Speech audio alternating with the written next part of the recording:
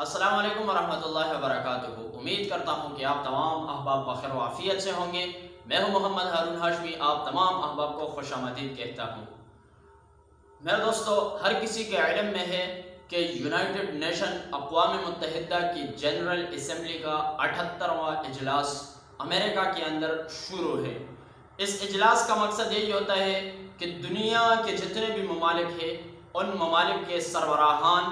اس assembly میں اپنی شرکت یقینی بناتے ہیں اور دنیا کے سامنے ہر ملک کو جو درپیش مسائل ہوتے ہیں وہ مسائل سامنے رکھ کر اس مسائل کا حل تلاش کرنے میں لگ جاتے ہیں۔ میرے خیال میں دنیا کے جتنے بھی ممالک ہیں اس کے سربراہان، اس کے وزراء اس اجلاس کا حصہ ہیں، سوائے امارت اسلامیہ افغانستان۔ اور کل ایک اور خبر بھی آئی کہ اقوام متحدہ نے اسرائیل کا سفیر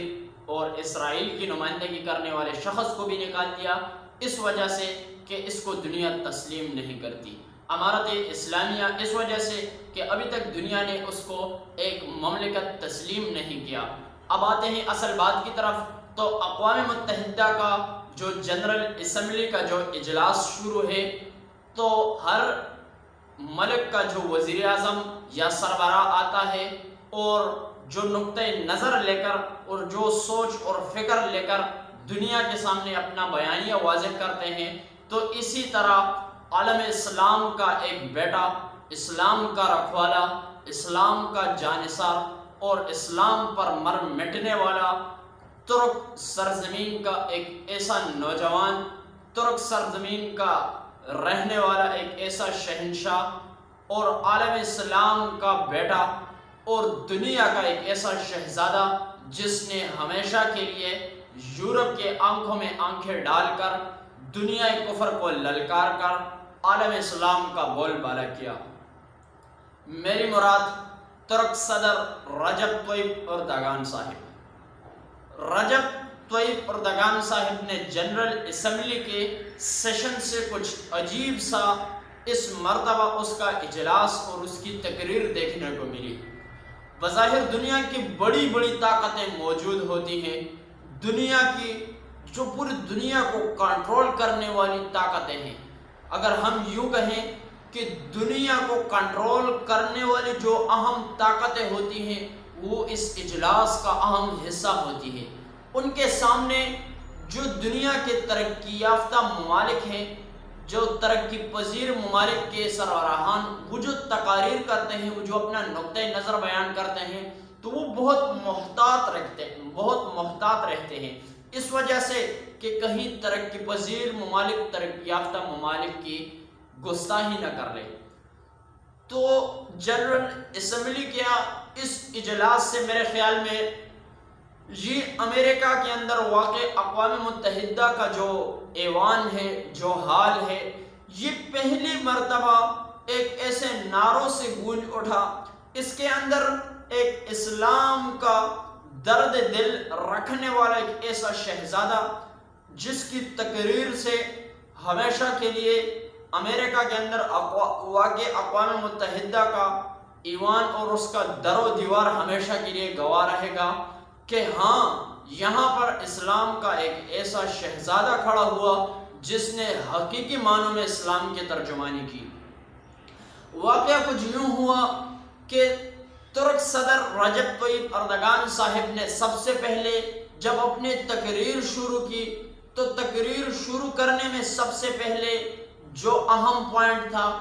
جس کو واضح کیا دنیا کے سامنے، وہ اقوام متحدہ کے جنرل سیکرٹری صاحب کی جو اہم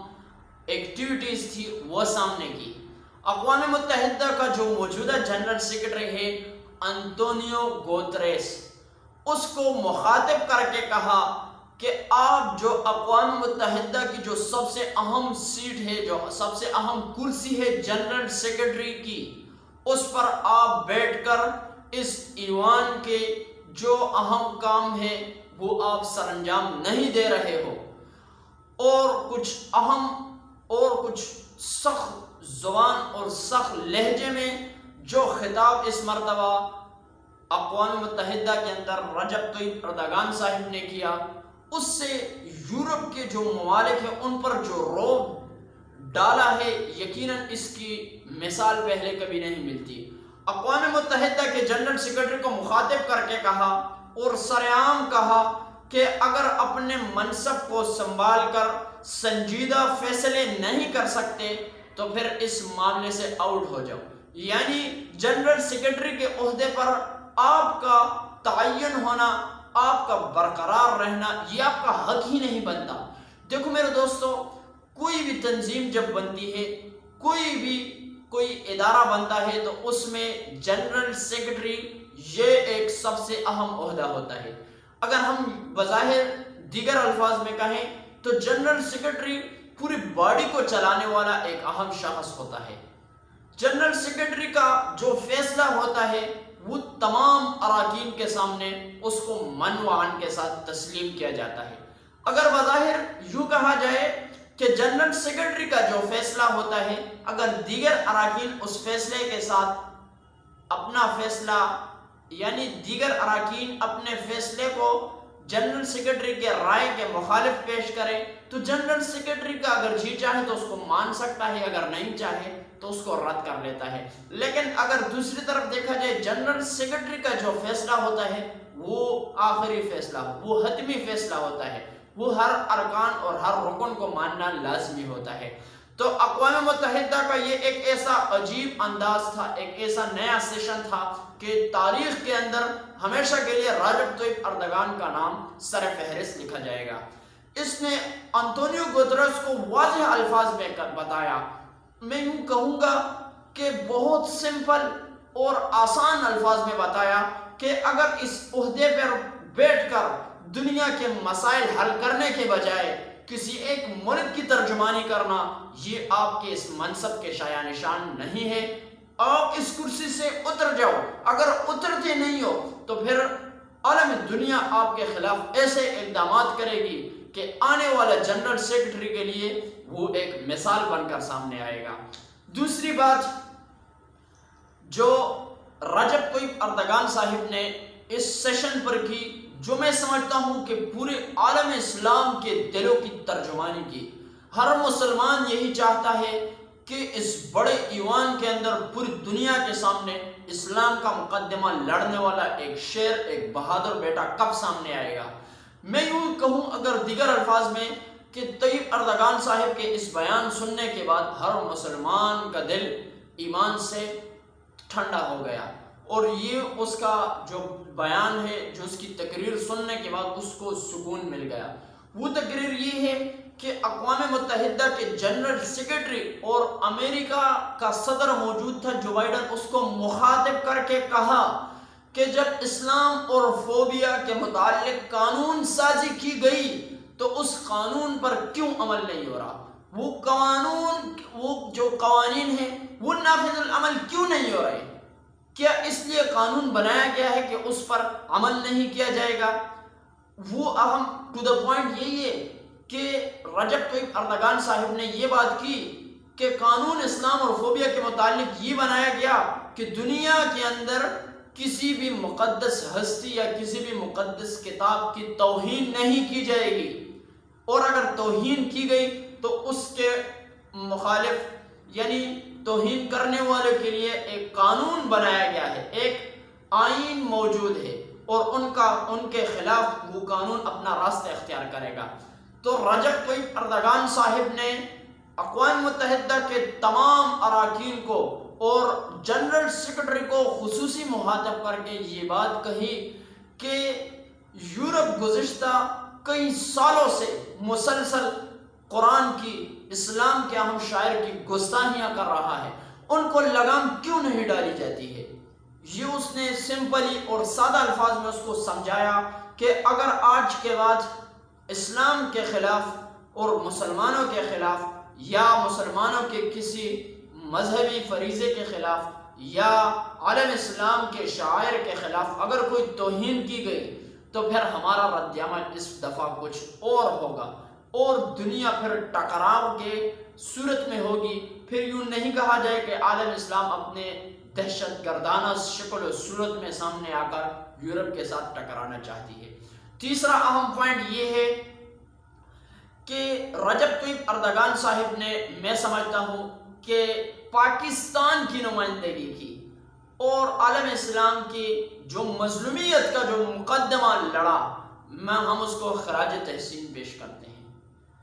وہ یہ کہ فلسطین کا مسئلہ، جو ہر کسی کو پتہ ہے کہ فلسطین ایک اسلامی ریاست تھی، اسرائیل جو یہود کا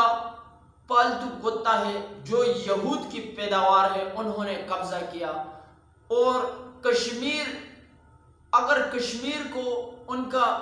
حق دہی اور حق رائے استعمال کرنے کا موقع دیا جائے تو یہ ان کی مرضی ہے کہ اگر وہ پاکستان کے ساتھ رہنا چاہتے ہیں یا انڈیا کے ساتھ۔ لیکن ایک طرف اسرائیل نے فلسطین پر قبضہ کیا ہوا ہے، ان پر ظلم و ستم کے پہاڑ ڈال رہے ہیں، دوسری طرف انڈیا نے کشمیر کو ظلم اور ستم اور خون کا ایک بہتا ہوا سمندر بنایا ہوا ہے۔ ان دو ممالک کا اور ان دو مسئلے پر جو کھل کر اس نے بولا اور جنرل سیکرٹری کو مخاطب کر کے امریکہ کو بتایا کہ قانون سازی موجود ہے اقوام متحدہ کے اندر کہ کسی بھی ملک کے خلاف، کسی بھی ملک کے حقوق کا تحفظ یہ ہماری اولین ترجیح ہے، تو ان ممالک